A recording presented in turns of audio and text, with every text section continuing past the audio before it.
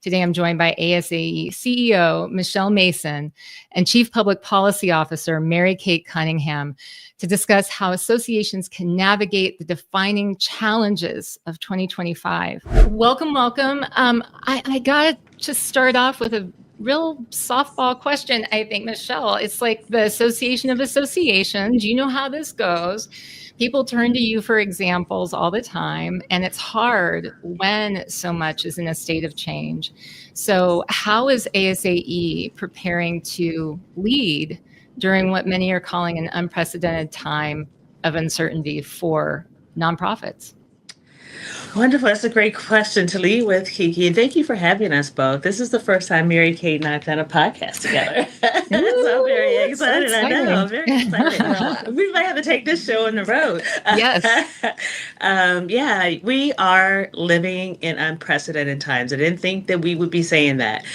Again, just like you, it is uncertain times. I'm optimistic that whatever we're experiencing, the pressure that we're experiencing, a lot of the unknowns, let's just be true in terms of our communication, our transparency. We don't know a lot because it changes every day. Just 5 minutes ago, we learned there was a federal judge that blocked, right, the release of federal employees. So every day, every moment, is an important moment. And we just need to understand that we're resilient. We need to stay focused, true to our missions, and be prepared, right, to the best of our ability. So for us at ASAE, we have a responsibility, one, to communicate real time with our members, help them understand what we know when we know it. We're very much engaged with our legal counsel. We have them on speed dial because it's Bill Pillsbury, a very contentious time, because we want our members to understand that we are that trusted, vetted source. And so when we communicate, we're communicating with fact to the best of our ability. We feel that we are a community, right? So we feel that we have an opportunity, and we'll talk about that during this podcast, to create a platform where our members can come together. We had a CEO meeting earlier this week, and they talked about, this feels like a support group. Well, it probably is. It's a support group. You have to exchange information, knowledge, real time to the best of the ability, and be very comfortable with saying, I don't know, but seek to find the facts because our members are expecting it. Our focus is on education. It's on sharing content. It's on updating our tools and our resources. And so we do that in collaboration with our members because, again, these are unprecedented times. But we will get through it. And our goal and our hope is that something will come from it that will really advance us. It's this pressure. We can't continue to go through this pressure without some opportunity coming from this. And so we want to be prepared for that when it occurs. I mean, I think that that's what we have to do, right? What are our options? There's really no other way. And what I admire is that I think that with so many people coming to you and asking for your advice specifically on and looking for every single example of how to do things right, I think that it's just a lot of stress, a lot of pressure, also in the DC area. And this is context for anybody that lives outside of the DC area, but particularly if you're right there in the hotbed of it, in the DMV, you have friends, family, you have all kinds of other connections that are dealing with things in a personal level right now, who are being impacted in other ways. So we've got this emotional, personal component outside of things. And then you've also got what's happening with our organizations, which is incredible. Joanna Pineda, hey, Joanna, she says, we need to support the institutions that are holding back this dictatorial tide. Yes. And then Meredith says, hi, Meredith, is ASAE doing advocacy on issues under attack right now? Actually, that's a great segue into talking with Mary Kate Cunningham right here, because Mary Kate, when I reached out to both of you, I mean, yes, I was even last year when we were doing, we were doing the press conference at ASAE Annual, and the real concern was no matter who comes into office, what's the future for taxation, for nonprofits? It was under threat, is still under threat, and then now you have all of these other things that you're looking at too. what is happening right now for advocacy and ASAE? Absolutely. So it's never a dull moment in advocacy. And that's really why you have to build that advocacy muscle as an organization before you need it. And that's why Michelle is so passionate about that. But our biggest two issues right now are on the agenda are this very serious concern for associations and all of nonprofits in tax reform, these proposals coming from the think tank community to tax all organizations at the 21% corporate rate, and just how devastating that would be to associations across the board, their ability to provide services, to educate the workforce, drive the economy, and to fill that gap left by government. I think we need to talk more about the really important role associations play in civil society, that we are filling a gap left. And we're helping to keep government small, frankly. We're setting standards for every industry, all of that. So that's a major focus. And then also our workforce legislation, which is the Freedom to Invest in Tomorrow's Workforce Act. And that would open up 529 savings accounts for certification and licensure. So that's just another really important venue for educating the workforce and helping our members of Congress know the role that we play in society. And I would add to that we are monitoring the executive order on DEI. And so ASAE issued a statement that we're staying true to our focus on conscious inclusion. But as we know, things change on a daily basis. And so we're monitoring it real time with our attorneys, and we are providing platforms for our members to have conversations about the impact that this is having on their communities and associations. Absolutely. I'm going to put that link in the chat for the session that we're having on the 18th. We have more than 1,000 registrants, but we know that this issue is changing so quickly, and it's really the lawyers are the best sources for how organizations can move forward. Yeah, I see this comment that came in. Hey, Lowell Applebaum, we all know you. It seems like chaos is in some way the daily norm. What is the best way for the association community to get the regular update on ASAE's take on the frequent changes and shifts that it's tracking every day?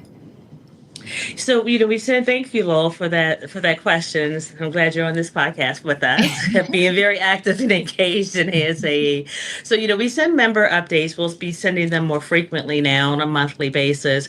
And when we have substantive feedback to provide our members, we will send a member alert. To Mary Kate's point, we have a webinar that we are calling Just in Time on February 18th, how do you navigate the executive orders, with 3 of our attorneys.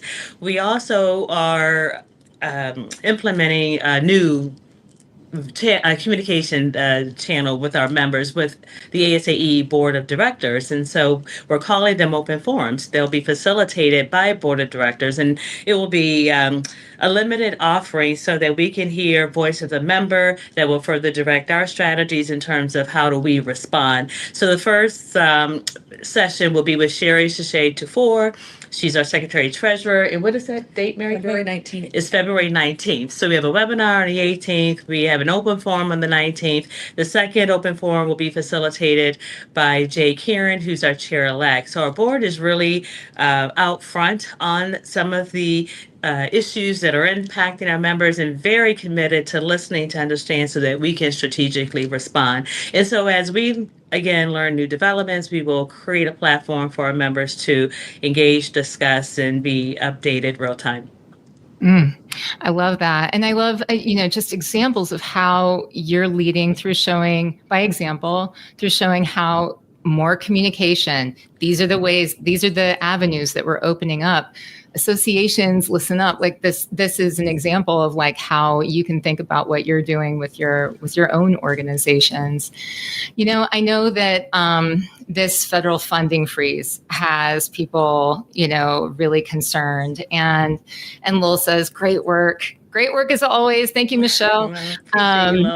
We like the love, but I know that people are so concerned. I just came back from talking with some folks at the National Health Council, all these different healthcare organizations coming together, facing a lot of challenges. Michelle, you mentioned the DEI issue, and I know, SHRM, it was like the controversial thing last year, dropping the E from DEI.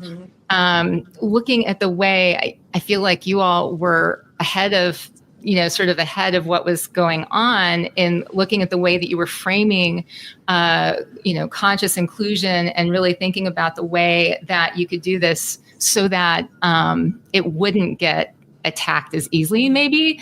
But I think, everyone's kind of looking at this and saying, are we safe? Where does this end? And, I think that it's really a challenge. This is not a question I gave you guys before, but in the regular conversations I'm having, things like, should I include my pronouns on my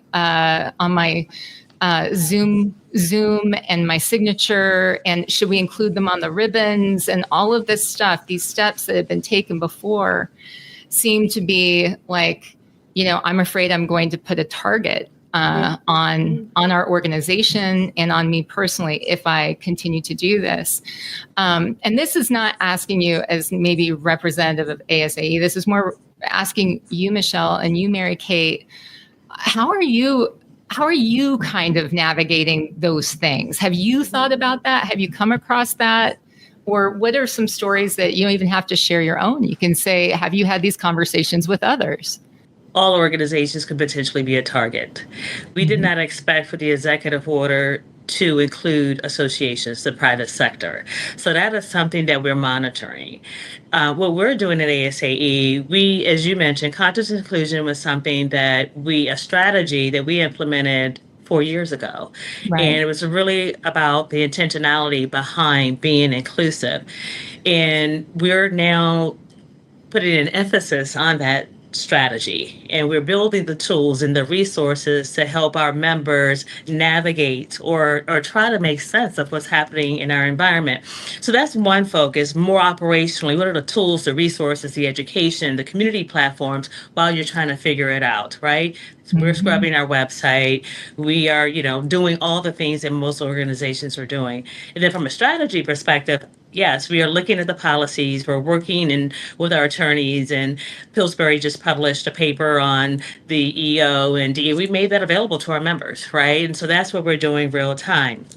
We also want to make sure our members have access to others that are in this space and making decisions. So you mentioned SHRM, Johnny Taylor, President and CEO. Last year, dropped the E from DEI. Well, Johnny will be at our conference in Los Angeles this year, because what we want to understand from Johnny is, why did you do that? When I had a conversation with Johnny said, Michelle, it's really not about the words, it's about the work. And that resonated with me. So I would say that we still need to do the work. The words will find themselves, I guess, eventually.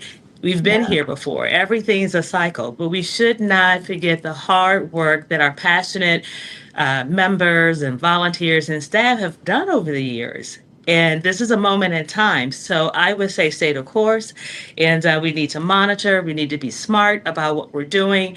But it's more about the work and the lives that we impact and those behind us that we need to think about as we navigate these uncertain times. I mean, I think about all the way back when I first interviewed, like back when you were in Chicago, and we were talking about DEI and what you were doing there and all of this stuff back then. And I think all of these conversations, and here, it's like we're afraid to even use the same acronym anymore because you might naturally come under attack. I don't know. It's interesting to have, how we're watching these things progress so quickly. Mary Kate, I think I like stepped all over. You were about to say something? No, I was just going to say it's such a new Washington, and I think it's not business as usual. And anyone who says they know what's going to happen, we really don't. So we have to be prepared to be close to, and we want to be a forum for our members to share how they're dealing with it, because we don't have all the answers. Right. Well, and so I mean, actually, I was going to say, great segue to talking about the legislative fly-in, but right before that, originally when I ran into you at the CMA event and we were talking, I was like, oh, I want to talk to you about the wildfires, because here we have ASAE annual, California's burning. You're supposed to be doing site visits, and this was like these horrific things. And I wanted to find out, how are you making decisions on, all of these people are getting displaced out there. What's ASAE annual going to look like? So I want to touch on that just really quickly, because I think people at the time, I was getting questions. Do we think that the area is going to be ready for it when the time happens? I think everyone's moved on, but we can just touch on that and then get back to our other areas of interest. Yeah, well, we will be in LA August 9th through 12th. We will be in the LA Live area that has not been significantly impacted.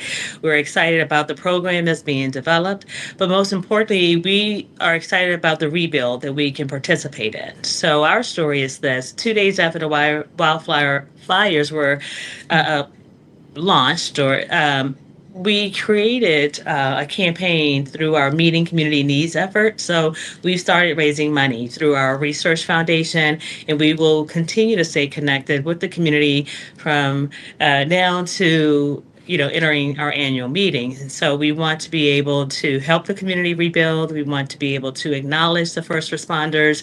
We want to support and celebrate the association community out there. And we were definitely planning to deliver a very strong annual meeting. I love that. I do think that people will have, for me, I usually feel like I'm so busy. I don't know if I can participate in the feel good, like go and get involved with the community. But in that one, I definitely would want to, right? So it's definitely been touching on everyone's heartstrings a lot.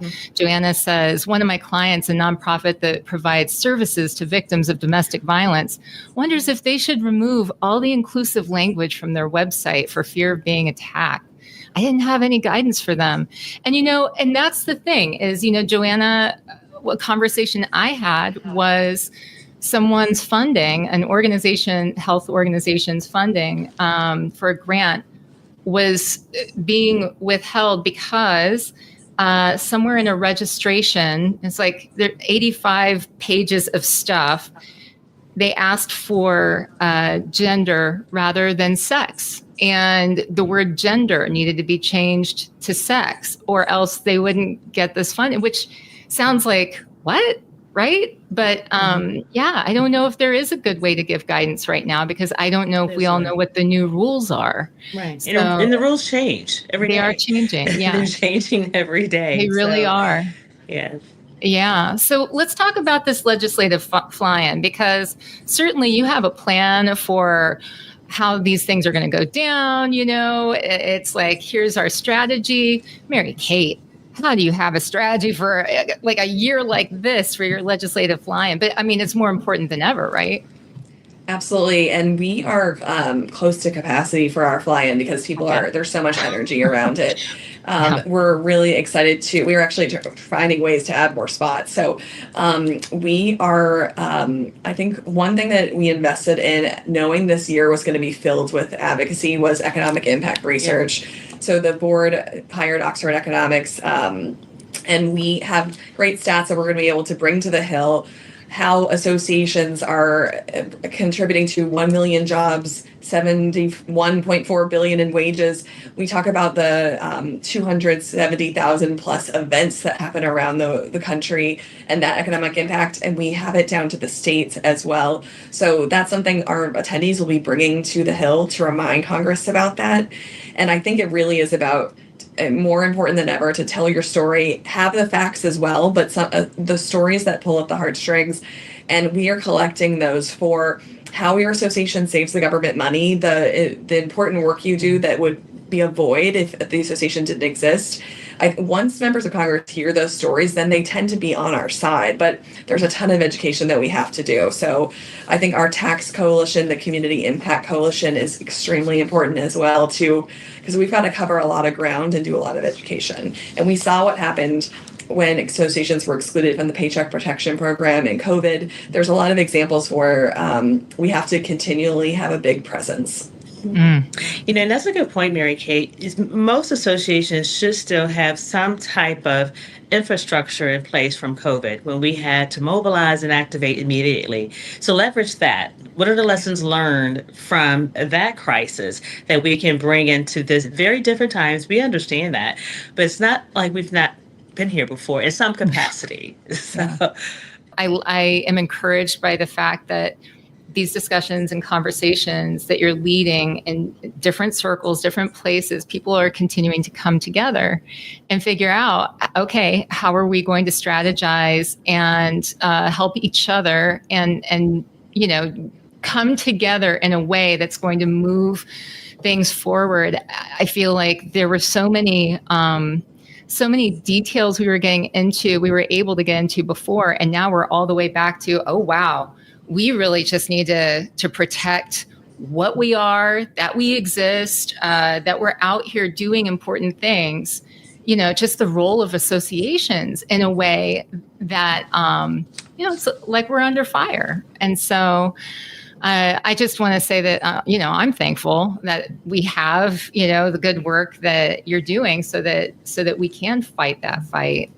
Meredith says, is anything underway among civil society organizations generally, associations and other NGOs, to stand up against the attacks on rule of law, the executive order overreach, the criminalization of organizational initiatives like DEI, the attacks on human rights?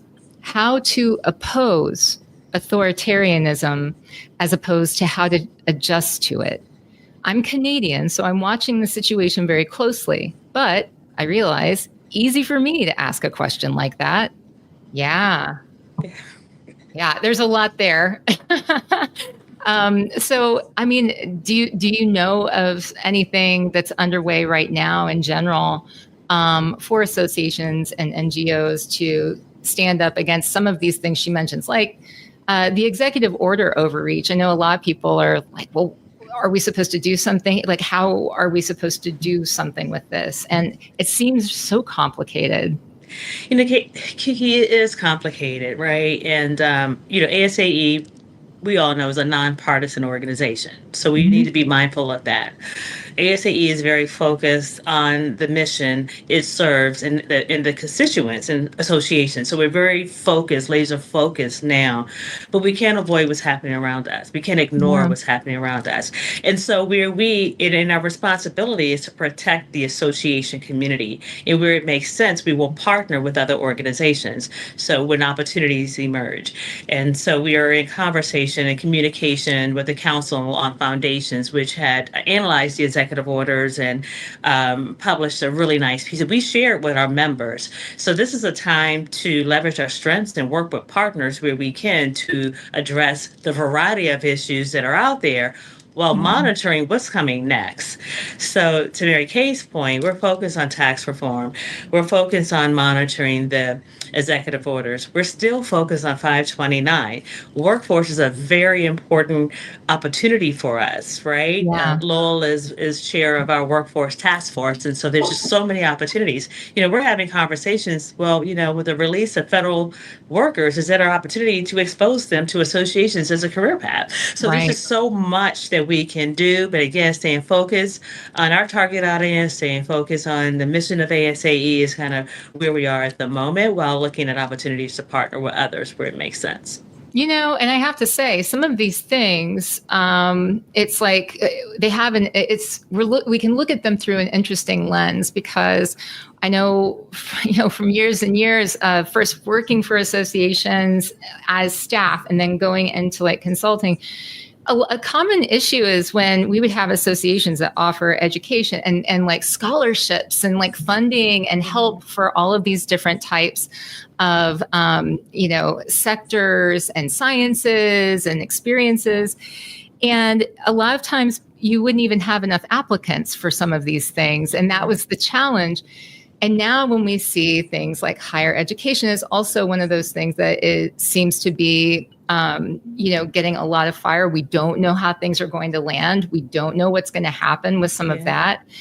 It seems more important than ever that, associations are able to say, hey, we have the ability to fill in that space, to be able to offer value, which we may need. I mean, the people may need more than ever right now.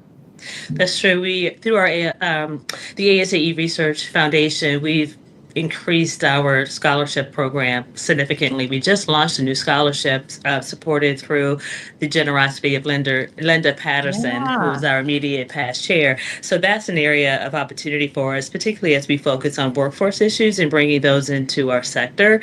So yeah, we're definitely here to tell the story on how we can fill the gap, but also be a very important resource. Yeah.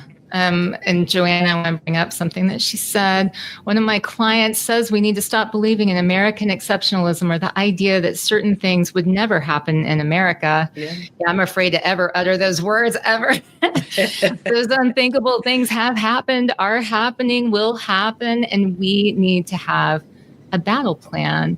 So another thing that, I wanted to bring up is this idea of collaboration. I'm sure, there are discussions behind the scenes happening on how do we work together, other organizations saying, what should we be doing right now? What could this look like?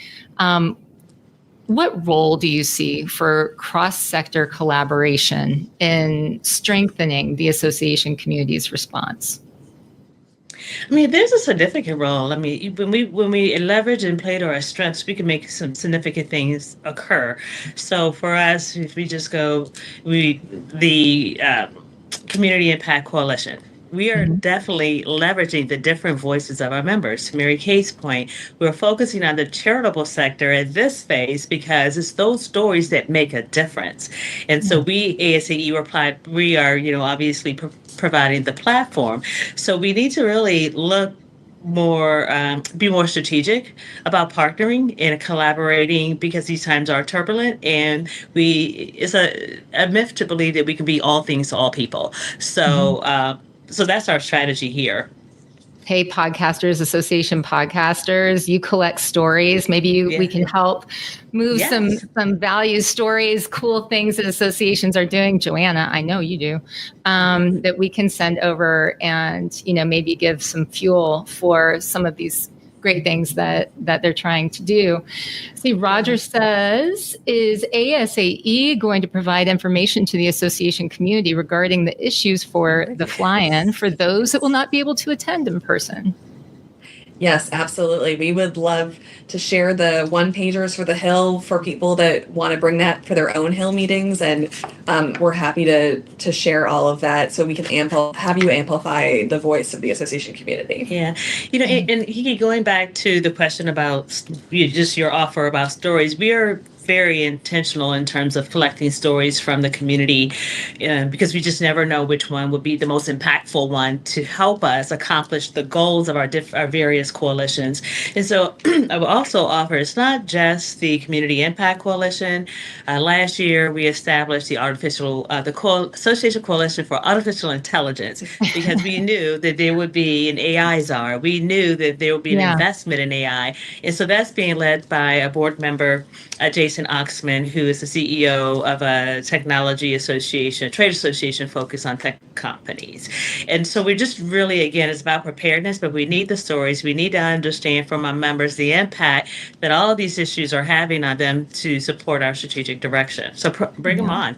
All right. Okay. And Joanna says, I'm full of stories about what associations are doing to enrich our communities and industries. I know she and I have had discussions about this. So yeah, she probably is already, knowing Joanna, she probably is already putting the list together to send your way. I know you so well, Joanna.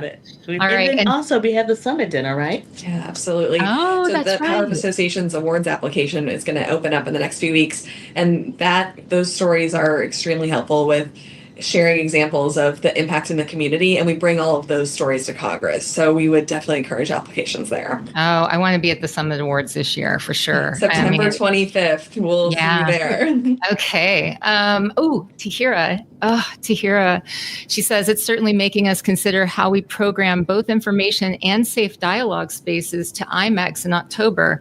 Yes, it is a long time away and much will happen before then. Oh, I know. I just look at the past 2 weeks. I'm afraid, and obviously not even the weekends are safe anymore. We're coming back for wait, this happened on Saturday? What? And so it's definitely, it's keeping us on our, not even on our toes. It's keeping us on the tippy toes of our toes, the dream of our toes.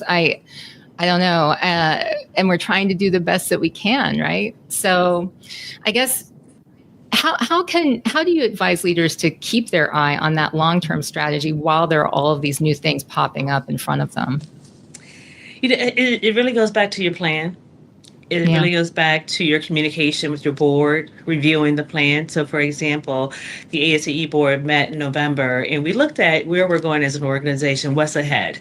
And we recognized that tax reform would be a major priority for us. But we also recognize that we'll be moving our office space after being in this building on 1575 I Street since 1980. That's a priority for us. So the board said, it's not business as usual, but let's strengthen the work that we've started. So we have 4 strategic priorities or content areas that we're continuing to advance while we're working on the other areas.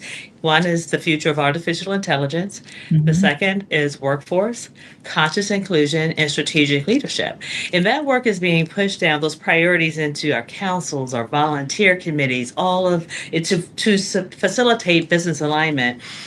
We're at a point where, there's a lot of things that are flashing, but we, again, have to stay laser focused so that we can be prepared to respond to these. What did you say earlier, KiKi? And we need to monitor things on weekends now. Yeah, I know. Yeah, you're so right. We talk on weekends a lot. I know. It's just I see a notification. What? Yeah. Wait, this is happening on a Sunday, right? Huh? Yeah. And to that end, you mentioned the focus on some of the content that is going to be provided, and with Tahira here, and thinking about things like IMEX, and this definitely came up in some of our live Zoom discussions for association chat over the past couple of weeks, as you might imagine. It's how is content going to change for our upcoming meetings when, it wasn't even that long ago when certain keywords, certain words like DEI, it's like that would have been one of the primary things that we wanted to feature. It seems like you can almost get into trouble sometimes if you focus too much on certain areas. And so I just put that out there as, has this impacted any decisions that are going into, some of the content that you were planning for ASAE annual or some of the, the engagements, activations, and stuff like that would happen for something you might have thought was pretty well planned out? I mean, it certainly has. We're organizations are being targeted now. Individuals, people who are being targeted. And so it really requires us to step back and audit, what we have, what we're producing, and look and work closely with our legal counsel. We can't avoid that because there's a liability associated with it. And so, and we don't know, we've not entered this phase before.